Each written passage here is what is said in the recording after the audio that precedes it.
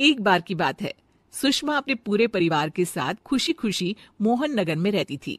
उसकी 2 बहुएं थी, पल्लवी और शिवानी। एक दिन दोनों बहुएं रसोई में काम कर रही होती है कि तभी उनकी सास सुषमा उन्हें बुलाती है।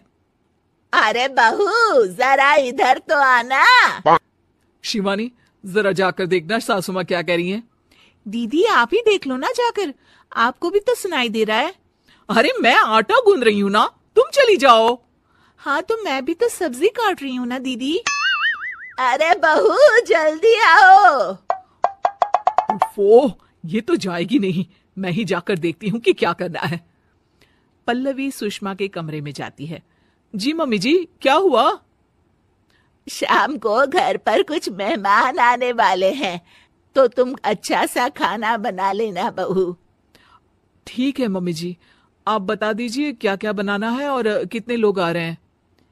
सुनील की मौसी जी और उनका पूरा परिवार आ रहा है। कुल मिलाकर 3 लोग और हमें मिलाकर हुए 9 लोग। तो अभी से ही तैयारी करना शुरू कर दो। और हाँ, घर की सफाई भी कर देना, हाँ अच्छे से। जी मम्मी जी, सब काम हो जाएगा, आप चिंता मत कीजिए। पल्लवी शिवानी को घर में मेहमान आने वाले हैं इसके बारे में बताती है। क्या 9 लोगों का खाना बनाना होगा, घर की सफाई करनी है?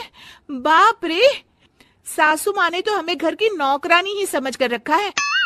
ऐसा नहीं बोलते शिवानी, हम इस घर की बहू हैं और घर के काम करना हमारा फर्ज है।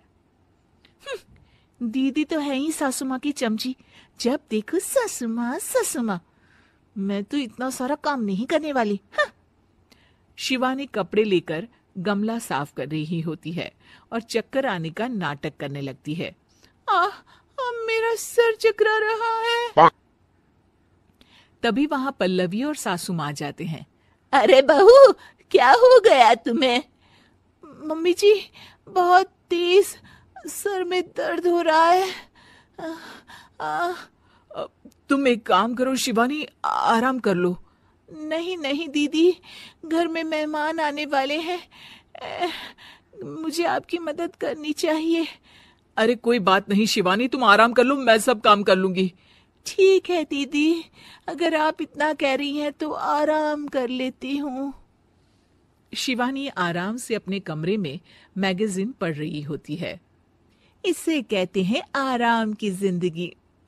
इतना सारा काम। चलो, सारा काम खत्म हो गया, शिवानी को देख आती हूँ। शिवानी अपने कमरे में ईयरफोन में गाने सुनते सुनते सो जाती है और उसके साइड में मैगजीन भी रखी होती है। पल्लवी वहां आ जाती है और वो सब देखती है। ओहो, तो मतलब सब काम चोरी का बहाना था। अभी बताती हूँ इसको। घर का सारा काम मुझे करना पड़ा और ये महारानी यहाँ मैगजीन पढ़ रही है, गाने सुन रही है। पल्लवी रसोई से एक प्लेट और चम्मच लेकर आती है और शिवानी को थाली बजाकर उठाने लगती है। शिवानी अचानक से उठती है। उठ गई महारानी, गाने भी सुन लिए, मैगजीन भी पढ़ ली। तुम तो बहुत बड़ी झूठी निकली शिवानी। तुमने सर दर्द का बहाना बनाया ताकि काम करने से बच सको। हाँ बनाया बहाना, तो क्या करती, इतने सारे काम करती। मुझे कोई शौक नहीं है चापलूसी का। क्या चापलूसी? तुम्हें लगता है कि मैं सारे काम चापलूसी के लिए कर रही हूँ? और नहीं तो क्या। तभी वहां सासू माँ आ जाती हैं। अरे बहू, वो लोग बस आने ही वाले हैं, तुम तैयारियां कर लो। जी सासू माँ, तुझे तो मैं बाद में देखती हूँ। सब खाना खाने बैठते हैं और खाना शुरू करते हैं। तभी सुनील की मौसी बोलती है। वाह भाई वाह, खाना तो बहुत ही अच्छा बना है सुषमा जी, एक एक चीज में क्या स्वाद है। ये सुनकर शिवानी मुंह बना लेती है। उसे अपनी जेठानी की इतनी तारीफ रास नहीं आती। आपकी बहुएं तो बहुत ही अच्छा खाना बनाती हैं। हाँ बनाती तो दोनों ही अच्छा है, पर आज ना ये सारा खाना बड़ी बहू ने बनाया है। छोटी बहू की तबीयत ठीक नहीं थी, सो इसलिए। मानना पड़ेगा सुषमा जी, आपकी बड़ी बहू तो बहुत ही गुणवान है। पल्लवी की तारीफ सुनकर शिवानी को जलन होती है। पल्लवी ये सुनकर खुश हो जाती है और शिवानी की तरफ देखकर उसे चिढ़ाती है।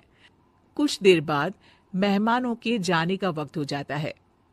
मौसी जी सबके लिए उपहार लाई होती है। वो सबको शगुन के पैसे देती हैं और अंत में पल्लवी के पास आती है।